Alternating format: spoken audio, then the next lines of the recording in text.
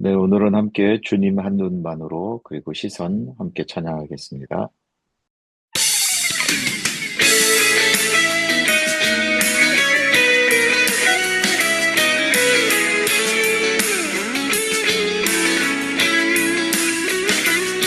주님 한 분만으로 나는 만족해. 나의 모든 것 되신 주님 찬양해. 나의 영원한 생명 되신 예수님 목소리 높여 찬양해. 주님 한 분만으로 나는 만족해. 나의 모든 것 되신 주님 찬양해. 나의 영원한 생명 되신 예수님 목소리 높여 찬양해. 주님의 크신 사랑 찬양해. 나의 힘과 능력이 되신 주 나의 모든 삶 변화되었네. 크신 주의 사랑 찬양해.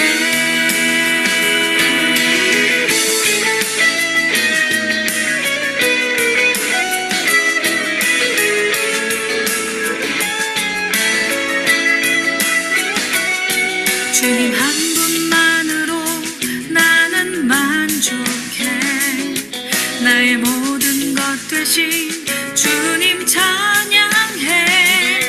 나의 영원한 생명 되신 예수님 목소리 높여 찬양해. 주님 한 분만으로 나는 만족해. 나의 모든 것 되신 주님 찬양해. 나의 영원한 생명 되신 예수님 목소리 높여 찬양해. 주님의 크신 사랑 찬양해. 나의 힘과 능력이 되신 주 나의 모든 삶 변화되었네. 크신 주의 사랑 찬양해. 주님의 크신 사랑 찬양해.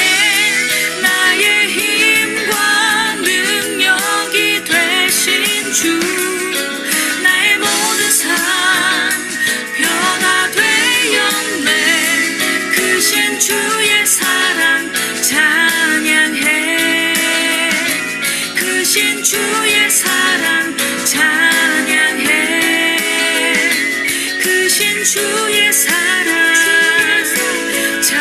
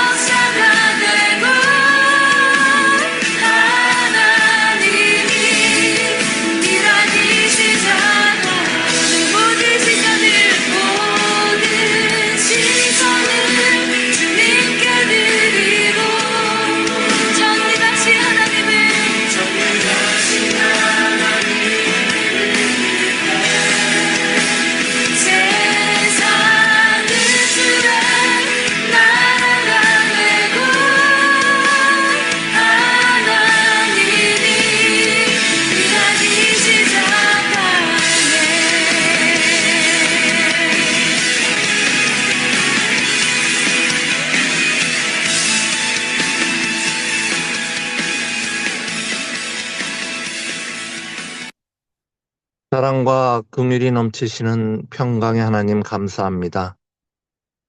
오늘 우리가 좋은 친구 교회로 모여 예배드릴 수 있는 믿음과 건강, 환경을 허락하여 주셔서 더욱 감사합니다.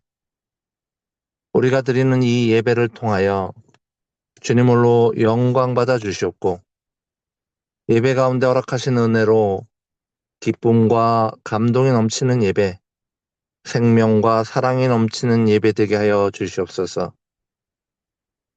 하나님, 하나님을 믿는다고 하면서도 예수로 거듭났다고 하면서도 지나간 한 주 동안 육신의 정욕을 이기지 못해 저질렀던 많은 죄들, 주여, 주 앞에 고백하오니 깨끗게 하여 주시옵소서.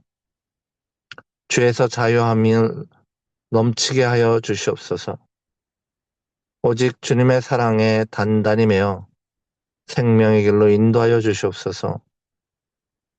사랑이 많으신 하나님 아버지, 주님의 말씀을 사모하여 여기 모인 우리들에게 주여 성령의 도우심을 입어 진리를 보게 하여 주시옵시고 영원토록 변치 않을 구원의 약속을 더욱더 확신하게 하사 말씀이 내 삶의 방향이 되는 은혜가 넘치도록 하여 주시옵소서.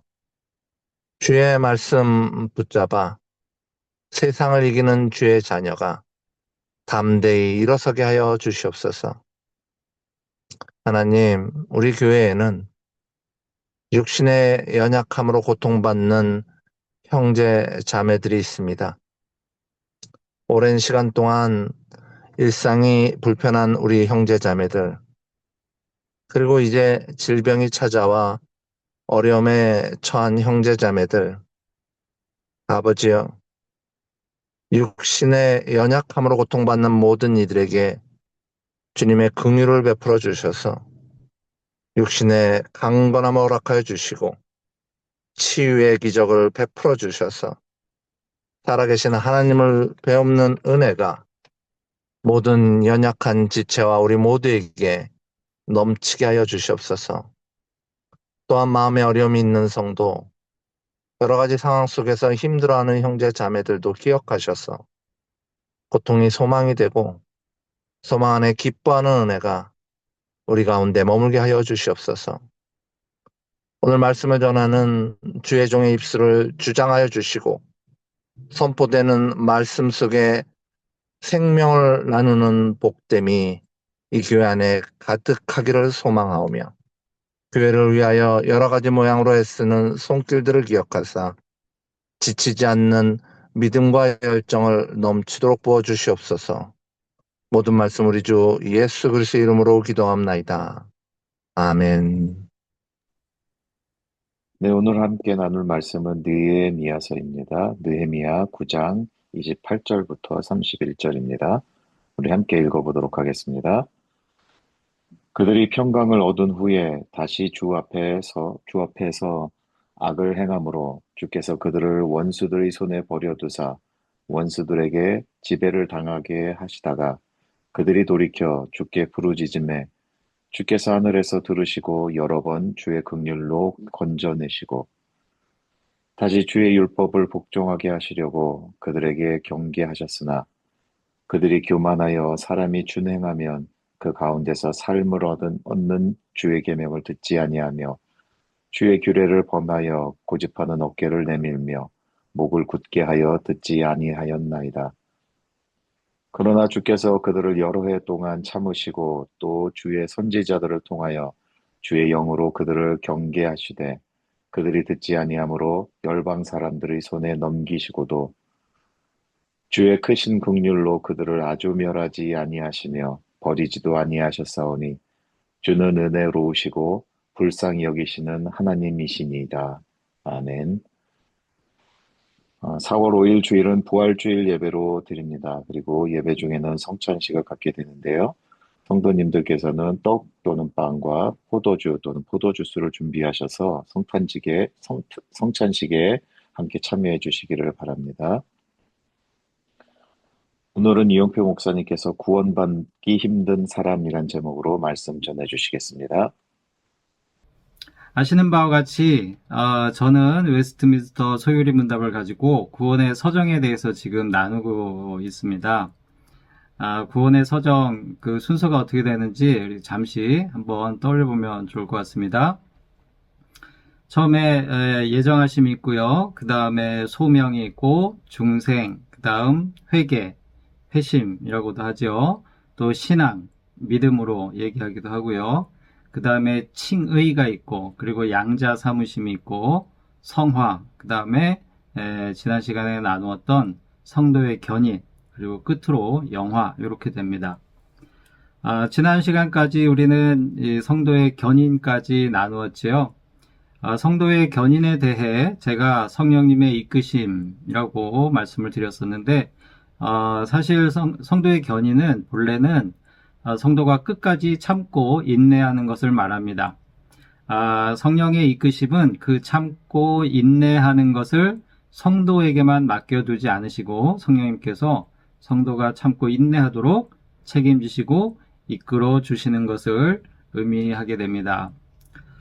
그래서 성도의 견인은 한 번 구원받은 성도는 절대 그 구원을 잃지 않는다라는 의미를 내포하고 있게 되죠. 그런데 이 교리를 오해하면 안 됩니다. 한 번 구원받은 사람은 절대 구원을 잃지 않는다는 교리를 근거로 해서 자신은 구원의 확신이 있으니 아무렇게나 살아도 된다라고 생각해서는 안 된다는 것이죠. 만일 누군가 그런 생각으로 살고 있다면 그런 사람은 자신이 확신하는 구원이 정말 성경에서 가르치시는 그 구원이 맞는 것인지 처음부터 다시 살펴봐야 할 것입니다. 성경은 구원의 확신이 있으나 어떤 사람들이 스스로는 구원의 확신이 있으나 사실 실제로는 구원을 받지 못할 수 있다. 그러한 사람들도 있음을 가르쳐주고 있습니다. 마태복음 7장 21절에서 23절 말씀을 보면 거짓 선지자들을 경계하시면서 우리 예수님께서 하신 말씀이 있는데 우리가 많이 들어본 말씀입니다. 제가 한번 읽어보겠습니다. 마태복음 7장 21절에서 23절 말씀입니다. 나더러 주여 주여 하는 자마다 다 천국에 들어갈 것이 아니요 다만 하늘에 계신 내 아버지의 뜻대로 행하는 자라야 들어가리라.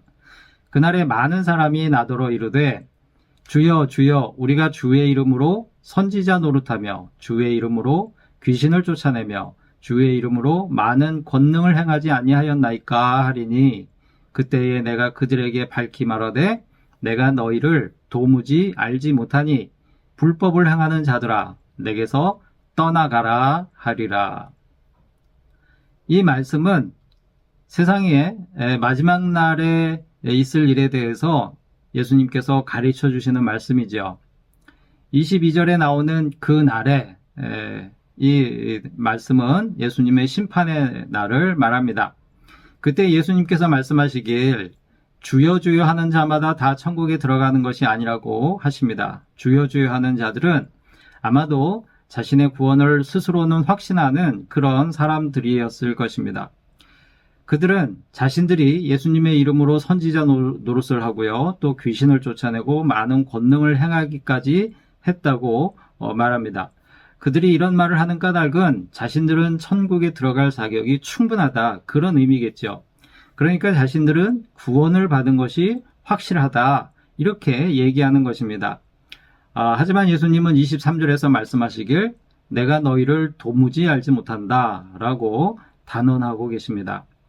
이 말씀은 스스로 구원의 확신이 있다고 생각하는 사람들 중에 실제로는 구원에 이르지 못하는 사람들이 있을 수 있다는 사실을 우리에게 가르쳐 줍니다. 이 상황을 어떻게 이해할 수 있을까요? 성령님께서 그들을 버린 것일까요? 그렇지 않습니다. 그들이 확신한 구원이 성경에서 가르치는 구원이 처음부터 아니었던 것이죠. 같은 맥락에서 만일 성도의 견인 교리를 근거로 자신은 이미 구원을 받았으므로 아무렇게나 살아도 된다라고 생각하는 사람들이 있다면 그 사람의 그 구원의 확신이 아무리 확고하다고 해도 그 역시 주님으로부터 마지막 날에 내가 너를 도무지 알지 못하니 내게서 떠나가라 라는 말을 들을지도 모릅니다. 구원의 확신은 우리 신념이나 믿음에 있기보다는 그 근거는 말씀에 기초해야 된다. 진리의 말씀에 기초해야 된다. 라는 것이 얼마나 중요한지 우리가 마음에 새겨야 할 것입니다. 그렇기 때문에 그들의 구원 역시 하나님께서 성경에서 가르치시는 구원이 아닐 수 있다는 것이죠. 그렇게 보면 구원이라고 하는 것은 쉬우면서도 어려운 점이 있는 것 같습니다. 그래서 늘 구원에 대해 생각하고 말씀에 비추어 자신을 돌아보고 점검해야 할 필요가 있죠.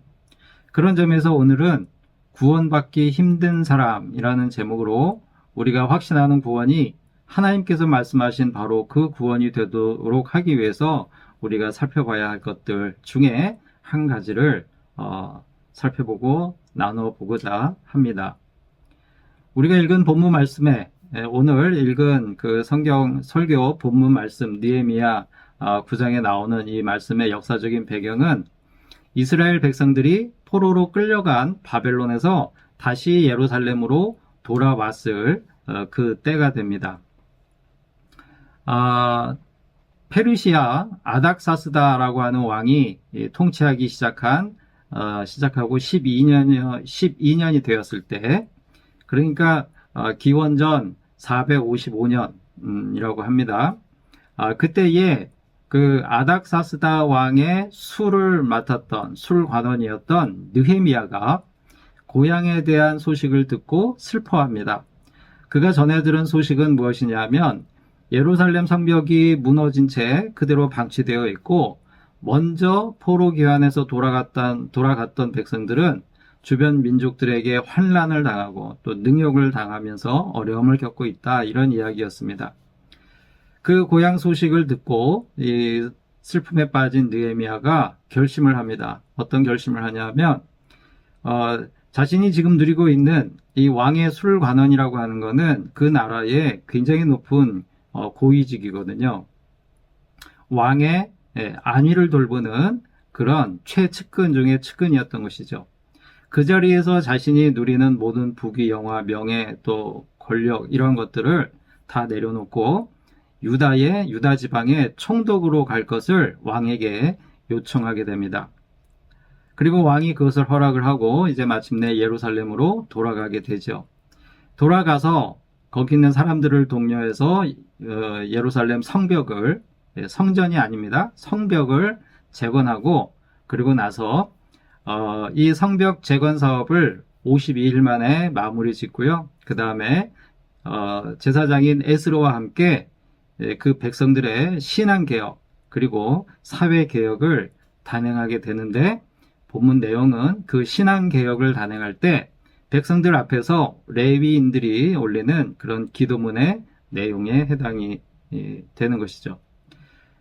이 제사를 받드는 레위인들은 이 기도문에서 창세기부터 열왕기서에 나오는 역사적 사건들을 나열하면서 조상들의 허물을 하나님께 고하는 그런 내용의 기도를 올리고 있습니다.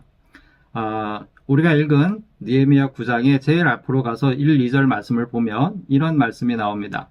그달 20나흘 날에 이스라엘 자손이 다 모여 금식하며 굵은 베옷을 입고 티끌을 무릅쓰며 모든 이방 사람들과 절교하고 서서 자기의 죄와 조상들의 허물을 자복하고, 이렇게 이제 기도가 시작이 되는 것이죠. 이 기도문에서 자복하는 조상들의 허물을 보면, 그 내용을 보면 제가 오늘 제목으로 삼은 구원받기 힘든 사람들, 자신은 구원을 받았다고 확신하지만 구원을 받지 못하는 사람들의 모습이 그 안에 있음을 우리가 알 수가 있습니다. 본문을 다시 한번 읽어보면요, 28절은 사사시대에 반복되었던 이스라엘 백성들의 잘못을 언급하는 그런 내용입니다. 28절, 그들이 평강을 얻은 후에 다시 주 앞에서 악을 행함으로 주께서 그들을 원수들의 손에 버려두사 원수들에게 지배를 당하게 하시다가 그들이 돌이켜 주께 부르짖음에 주께서 하늘에서 들으시고 여러 번 주의 긍휼로 건져내시고.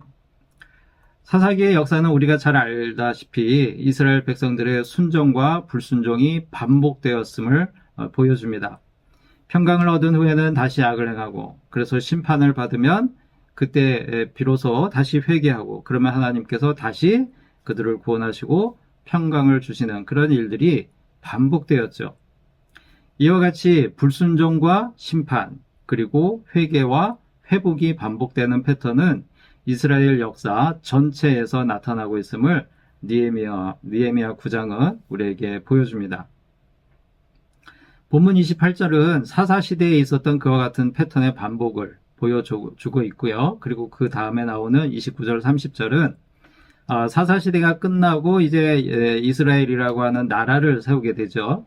그런데 그 나라를 세운 뒤에도 동일하게 그런 패턴이 반복되다가 결국에는 나라를 잃어버리는 지경에까지 이르렀음을 고백하는 내용입니다. 네, 29절 다시 한번 읽어보겠습니다. 다시 주의 율법을 복종하게 하시려고 그들에게 경계하셨으나 그들이 교만하여 사람이 준행하면 그 가운데서 삶을 얻는 주의 계명을 듣지 아니하며 주의 계명을 범하여 고집하는 어깨를 내밀며 목을 굳게 하여 듣지 아니하였나이다. 사사시대가 가고 이스라엘이 나라를 세운 뒤에도 이러한 패턴은 그대로 반복이 되고 있음을 고백합니다. 하나님은 그들로 하여금 살게 하시는, 그들이 살 수 있는 진짜 생명을 가지고 살 수 있게 만드는 그런 하나님의 말씀을 주시고 순종하게 하셨지만 이스라엘은 교만해서 마치 멍에를 거부하는 소처럼, 그러니까 소에게 멍에를 지울 때 이 소가 뒷걸음질 치면서 그거를 거부하는 그런 모습을 비유로 해서 그거와 같이 하나님의 말씀을 거부하였다, 이런 표현을 하는 것이죠. 그리고 그 결과는 무엇입니까? 30절에 그러나 주께서 그들을 여러 해 동안 참으시고 또 주의 선지자들을 통하여 주의 영으로 그들을 경계하시되 그들이 듣지 아니하므로 열방 사람들의 손에 넘기시고도.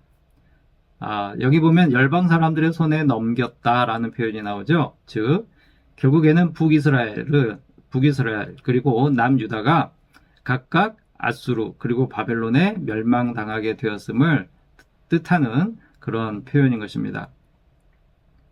그리고 31절은 그렇게 나라를 이뤄서도 하나님께서 그들을 다시 불러서 포로에서 돌아오게 하셨다는 점을 말씀하고 있습니다. 31절 주의 크신 긍휼로 그들을 아주 멸하지 아니하시며 버리지도 아니하셨사오니 주는 은혜로우시고 불쌍히 여기시는 하나님이심이니이다. 아멘. 여기서 우리가 눈여겨볼 대목이 있습니다. 그게 뭐냐면 이스라엘이 하나님의 말씀에 순종하지 않았던, 그렇게 반복해서 하나님의 말씀을 거부하였던, 그래서 결국 심판을 받았던 그 근본적인 원인이 어디에 있었는가? 그것은 그들이 교만했기 때문이라는 점입니다. 29절은 그들이 교만했다, 이렇게 가르치고 있습니다. 사랑하는 성도 여러분, 교만은 구원을 착각하게 만드는 것 같습니다. 교만이라고 하는 것은 삶의 중심에 하나님이 아닌 자기 자신을 두는 것이죠. 그렇기 때문에 구원에 대한 확신을 가질 때 그 기준 역시 하나님의 말씀이 아니라 자기 자신의 경험과 지식과 가치관이 그 기준이 되고 마는 것입니다. 느헤미야 9장은 이스라엘 백성들의 교만이 자신들을 구원하시는 하나님을 어떻게 왜곡했는지도 보여주고 있습니다. 느헤미야 9장 오늘 본문의 앞부분, 그러니까 16절, 18절 말씀을 보면 이런 내용이 나옵니다. 16절에 그들과 우리 조상들이 교만하고 목을 굳게 하여 주의 명령을 듣지 아니하고 교만하였다라고 하는 표현이 또 나오고 있죠. 그 다음에 이제 18절에 보면 또 그들이 자기들을 위하여 송아지를 부어 만들고 이르기를 이는 곧 너희를 인도하여 애굽에서 나오게 한 신이라 하여 하나님을 크게 모독하였사오나. 이 말씀은 애굽에서 나왔던 이스라엘 백성들의 교만은 모세가 십계명을 받기 위해 시내산에 올라갔을 때 그들이 생각했던 것보다 늦게 내려오죠. 그때 그들이 조급한 마음으로 참지 못하고 아론으로 하여금 자신들의 기준에 맞는 하나님으로 하나님을 내라 이렇게 얘기하죠. 그렇게 압박을 합니다. 그러자 아론이 금을 모아서 금송아지를 만들어서 내놓으면서 이것이 너희들을 인도해낸 신이다, 하나님이다 이렇게 하게 되죠. 이스라엘 백성들은 하나님을 잘 아는 사람들이었습니다. 알 뿐만 아니라 그들은 굉장히 가깝게 홍해가 갈라지는 것부터 해서 여러 가지 하나님의 기적적인 그 사건들을 체험했던 애굽에서 10가지 재앙을 직접 체험을 했고요. 홍해가 갈라지는 것을 체험을 했고요. 하나님께서 물을 내려주시는 것을 체험을 하시고 만나를 주시는 것을 체험을 하고 여러 가지를 체험을 한 사람들이죠. 머리로 알 뿐만 아니라 몸으로도 아는, 너무나 잘 아는 그런 사람들이었습니다. 그럼에도 그들은 자기들 멋대로 자신들을 구원할 하나님을 만들어낸 것이죠. 그 결과는 무엇입니까? 그렇게 그들이 만들어낸 구원의 확신은 결국 그들을 구원하지 못했습니다. 하나님을 많이 안다는 것, 하나님에 대한 체험이 많다는 것, 그것이 우리들의 구원의 확신이 하나님의 말씀이 기초했다라고 하는 것을 절대적으로 보장해주지 못한다는 것이죠. 오히려 하나님을 안다는 것이 우리를 교만하게 만들 수 있다는 걸 우리가 잘 알아야 할 것 같습니다. 앞에서 읽었던 마태복음 7장에 나오는 거짓 선지자들도 하나님을 전혀 모르는 사람들이 아니었습니다. 그들이 그날에 많은 사람들이 나더러 이르되 주여 주여 우리가 주의 이름으로 선지자 노릇하며 주의 이름으로 귀신을 쫓아내며 주의 이름으로 많은 권능을 행하지 아니하였나이까 라고 했다고 하는 것을 보면은요, 그들은 주의 이름도 알고 선지자도 알고 귀신도 알고 권능에 대해서도 너무나 잘 아는 사람들이었습니다. 그래서 그들은 자신들이 구원을 받았다고 누구보다도 확신하는 그런 사람들이었죠. 하지만 그들의 구원은 하나님께서 말씀하신 그 구원이 아니었습니다. 그들이 하나님을 안다고 하였지만 그들은 하나님의 말씀이 아닌 자신들 멋대로 구원을 생각해 냈던 것이죠. 마치 금송아지를 만들고 하나님이라고 여겼던 이스라엘 백성들과 같이 똑같이 그렇게 말입니다. 사랑하는 성도 여러분, 하나님의 말씀이 아니라 자신의 기준을 끝까지 놓지 않는 것, 자신의 생각과 판단을 끝까지 놓지 않는 것, 그것을 자신의 삶의 중심에 두는 것, 하나님이 아니라 자신이 삶의 주도권을 쥐고 놓지 않는 것, 그것이 교만입니다. 제가 몇 번 말씀드렸던 C.S. 루이스라고 하는 기독교 변증가는 이 교만에 대해서 어떻게 표현하냐 하면 가장 큰 죄이다. 가장 큰 죄이고 영적인 암이다. 이렇게 표현을 했습니다. 사실 죄가 크고 작은 그런 죄가 있다는 것이 하나님 앞에서는 의미가 없죠. 죄는 그냥 죄일 뿐입니다. 그런데 C.S. 루이스가 가장 큰 죄다라고 표현을 하는 것은 그만큼 이 교만이 치명적인 구원하고 관련될 수 있는 그런 치명적인 죄이기 때문입니다. 구원받기 힘든 사람은 바로 이 교만한 사람인 것입니다. 그는 우리 마음에 교만함이 있는지 없는지에 대해서 실제적인 사례를 들어 설명해 주고 있습니다. 우리 자신이 얼마나 교만한지 알 수 있는 가장 손쉬운 방법이 있다. 이렇게 얘기하면서 한번 자신에게 이렇게 물어보라고 권면합니다. 뭐라고 하냐면 이렇게 물어보는 겁니다. 사람들이 나를 무시하거나 알아주지 않거나 쓸데없이 내 일에 참견하거나 또는 나에게 뭔가 베풀어준 은인 행세를 할 때 얼마만큼이나 싫은 마음이 나에게 드는가, 그것을 생각해 보라고 그런, 그렇게 자신에게 물어보라고 그런 말을 했습니다. 그러면서 교만은 근본적으로 다른 사람과 경쟁 관계에 있게 만든다. 이렇게 이야기를 합니다. 그래서 우리에게 시기하고 질투하게 되는 그러한 불쾌한 감정들을 끊임없이 불러 일으키고 있다. 이렇게 표현합니다. 우리를 교만하게 만드는 것이 있는데 그것이 뭐냐면 그것은 자신과 남을 끊임없이 비교하는 것입니다. 그러면서 끊임없이 경쟁하는 그런 마음을 갖는 것이죠. 즉 남들보다 우월하다는 데서 오는 내가 남들보다 낫다, 내가 우월하다라고 하는 데서 오는 그 즐거움이 우리를 교만하게 만듭니다. 반면에 남들과 비교하면서 한없이 열등감에 빠져들기도 하지요. 이때의 열등감 역시 교만에서 오는 결과입니다. 그래서 우월감과 열등감은 마치 동전의 양면과 같이 교만의 양면인 것입니다. 이와 같이 교만은 본질적으로 경쟁적입니다. 아담이 선악과를 먹은 것도 그 중심에는 하나님처럼 되고 싶은 마음, 달리 표현하면은요, 하나님과 경쟁하고 싶은 마음, 하나님 없이 내가 하나님이 누리는 그런 것들을 내 힘으로 누려보고 싶은 마음, 그 마음이 있었던 것이죠. 교만은 경쟁적이기 때문에 늘 비교하기 때문에 한편으로는 늘 결핍을 느끼게 만듭니다. 그래서 굉장히 노력하게 만들기도 하죠. 하지만 늘 채워지지 않는 그런 결핍을 느끼며 살게 만들기도 합니다. 또한 우월감을 느낄 수 있는 기회를 탐하기 때문에 나보다 힘이 약한 사람을 보면 내가 함부로 해도 될 것 같은 느낌을 가지면 교만은 쉽게 갑질을 하기도 하지요.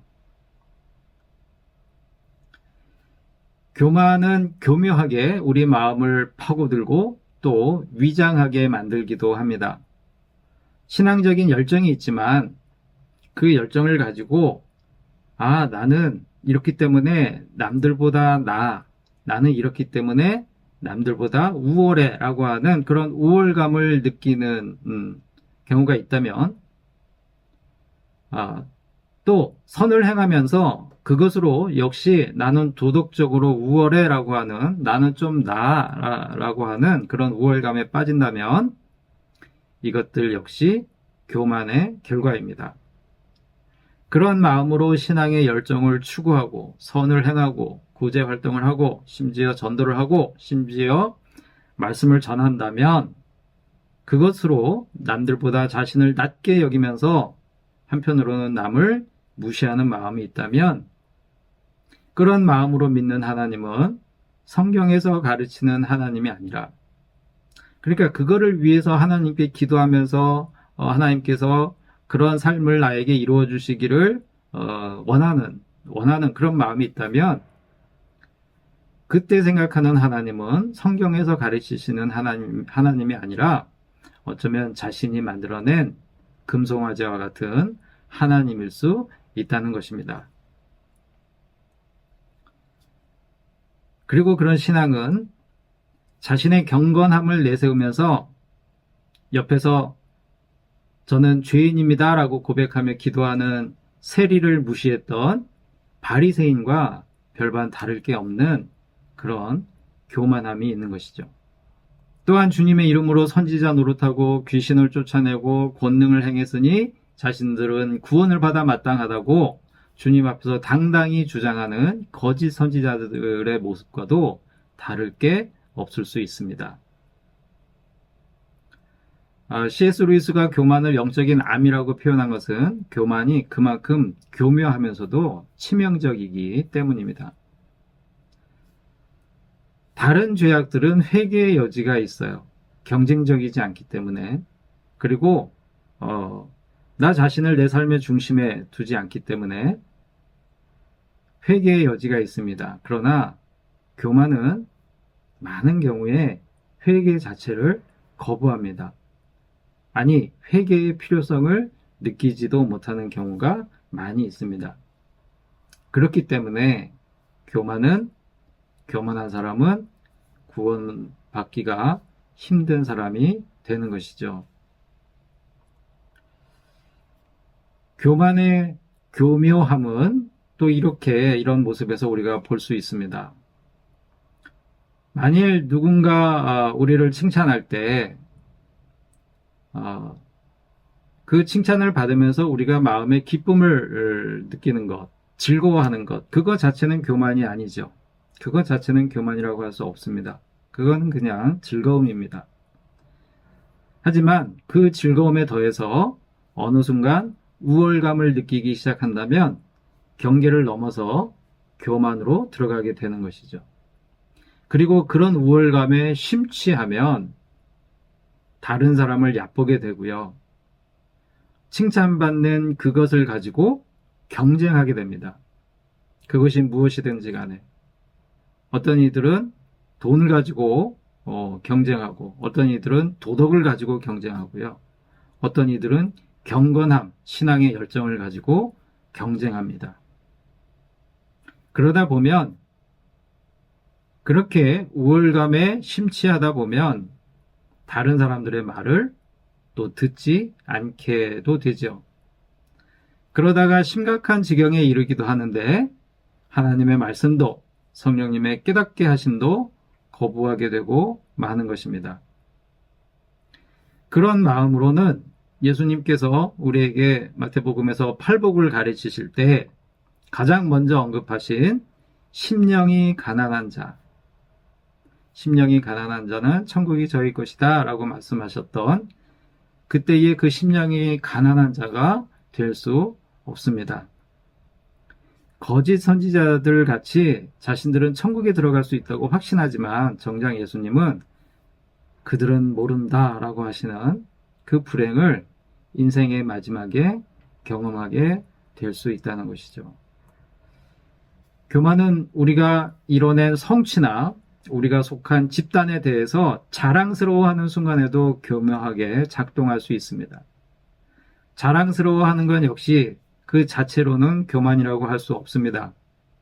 하지만 그것으로 내가 잘났다라고 하는 잘난 척하는 마음을 갖는다면, 나 자신을 드러내고 역시 우월감에 빠져서 그런 성취나 자랑스러운 집단에 속하지 못한 사람들을 무시한다면 그 역시 경계를 넘어서 교만으로 가게 되는 것이죠. 반면에 진실로 겸손한 사람은 하나님께서 지으신 그 어떤 존재도 차별하거나 무시하지 않습니다. 사람을 그 존재 자체로 존중하는 마음이 있습니다. 가급적 어느 누구에게나 친절하게 대하고 나보다 연약하고 부족한 사람들에게 선을 베풀기를 주저하지 않습니다. 마태복음 25장에는 그런 사람들을 천국으로 인도하시면서 하시는 예수님의 말씀이 나오죠. 예수님께서 그들에게 말씀하시길, 너희들은 내가 줄일 때에 먹을 것을 주었고, 목마를 때에 마시게 하였고, 나그네 되었을 때에 영접하였고, 헐벗었을 때 옷을 입혔고, 병들었을 때 돌아보았고, 옥에 갇혔을 때 와서 나를 보았다라고 말씀하시자 그들은 예수님 우리가 언제 그렇게 하였습니까? 라고 되묻죠. 그때 예수님은 지극히 작은 자, 너희들이 만났던 지극히 작은 자에게 한 것이 곧 내게 한 것이다 라고 말씀하십니다. 우리가 겸손하지 않으면, 교만하면 지극히 작은 자들을 대할 때 그런 마음으로 대할 수 없습니다. 반면에 교만하면 예수님께서 너희들은 나에게 그렇게 하지 않았다라고 말씀하셨을 때 오히려 예수님, 우리는 주님을 만난 적도 없습니다. 그런데 우리가 언제 그렇게 하지 않았다고 하시는 것입니까? 라고 따져 묻게 됩니다. 그 내용이 그 밑에 나오죠. 그러자 예수님은 똑같이 얘기하십니다. 너희 중에 지극히 작은 자 하나에게 너희들이 하지 않은 것, 그것이 곧 내게 하지 않은 것이다. 이렇게 말씀하시죠. 교만한 마음은 지극히 작은 자를 보면, 나보다 좀 못한 사람을 보면 쉽게 차별하고요. 상대적인 우월감을 즐길 뿐 그에게 진심으로 대하고 그에게 진정한 선을 베풀지 못합니다. 선을 베풀면서도 우월감을 누리려고 하는 것이죠. 그만큼 교만은 교묘합니다. 그래서 교만한 마음은 예수님께서 가르치신 사랑을 그 마음에 온전히 담아내지 못합니다. 믿음의 열매를 제대로 맺지 못하는 것이죠. 교만은 심지어 그렇게 하지 못하고 있는 자신의 모습을 깨닫는 것조차도 불가능하게 만들 때가 있습니다. 그래서 구원이 아닌 것을 구원이라고 착각하고 확신하게 만들기도 합니다. 그래서 교만한 사람은 구원을 받기가 힘든 것이죠. 사랑하는 성도 여러분, 구원의 서정에 대해서 나누면서 특히 성도의 견인에 대해 나누고 나서 성령님께서 한 번 구원하신 성도를 끝까지 책임지신다는 교리를 나누면서 그 교리로 인해서 우리가 구원을 오해하고 자만에 빠질까 염려하는 마음으로 오늘은 교만에 대해서 나누었습니다. 사실 이 말씀을 준비하면서 저는 부끄러움을 참 많이 느낍니다. 왜냐하면 제 안에도 이 교만이 가득함을 느끼기 때문입니다. 국수집에 찾아오는 손님들을 대하면서 그들의 외모를 보고 또 그 대상에 따라서 그들의 배경에 따라서 제가 그들에게 베푸는 친절함에 차이가 있다는 것을 저 스스로 느낄 때마다 부끄러움을 느끼게 됩니다. 내 안에 있는 교만이 느껴지는 것이죠. 하나님은 중심을 보시는데 저는 사람을 외모로 판단하고 있음을 보면서 부끄러운 것이죠.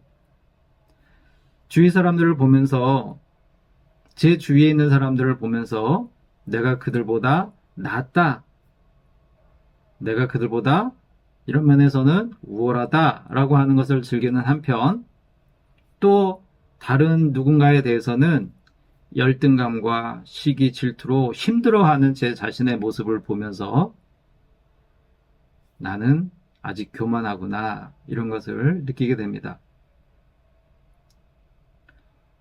그러면서 과연 내가 생각하는 이 구원의 확신, 나에게 있는 구원의 확신은 하나님께서 성경을 통해 가르치시는 그 구원이 맞는가? 내가 생각하는 하나님, 내가 의지하는 하나님은 성경에서 말씀하시는 그 하나님이 맞는가? 내가 나를 위해서 삶의 중심에 있는 나를 내려놓지 못하고 그런 나를 지키기 위해서 내가 뭔가 만들어낸 금을 부어 만들어낸 금송아지와 같은 그런 하나님을 내가 믿는 것은 아닌가? 그런 생각을 해보게 되는 것이죠. 우리 예수님은 한없이 겸손하셨기에 기꺼이 우리와 같은 인간이 되셨습니다. 그 겸손함으로 십자가를 짊어지심으로 우리를 죄에서 건져 주실 수 있었습니다.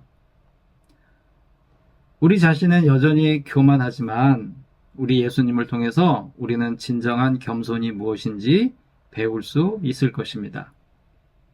거기에 소망이 있고 희망이 있는 것이죠. 우리 주님을 통하여 우리가 겸손을 새롭게 배우고 그리하여 참된 구원에 이르는 우리 모두가 될 수 있기를 바랍니다.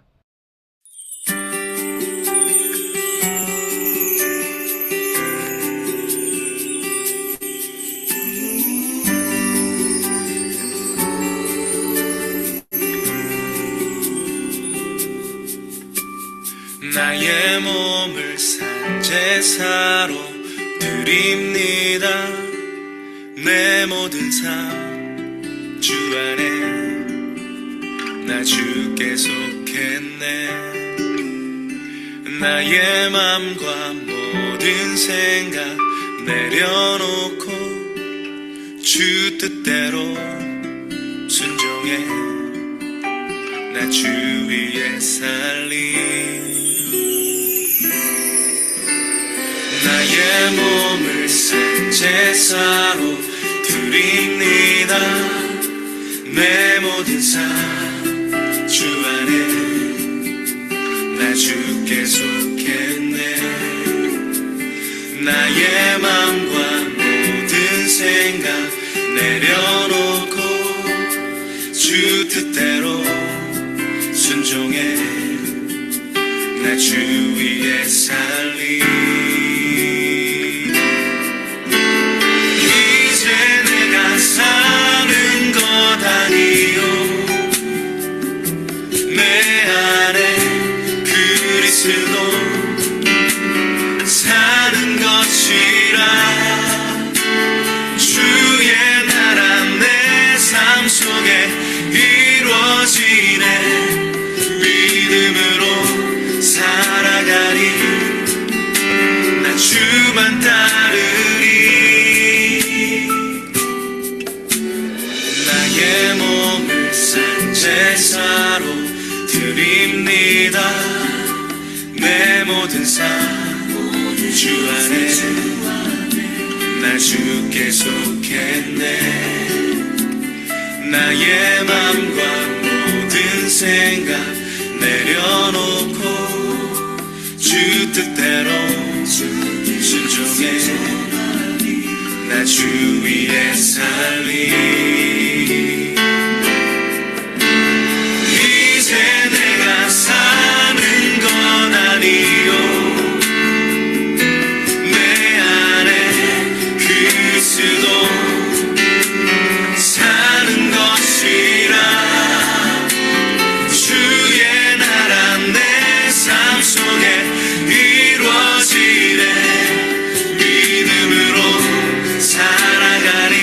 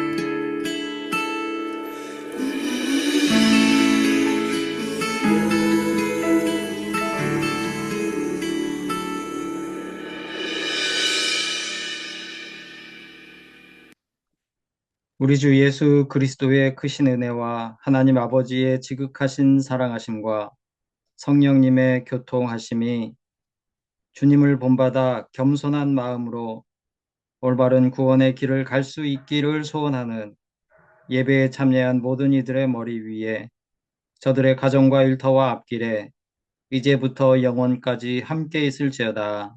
아멘.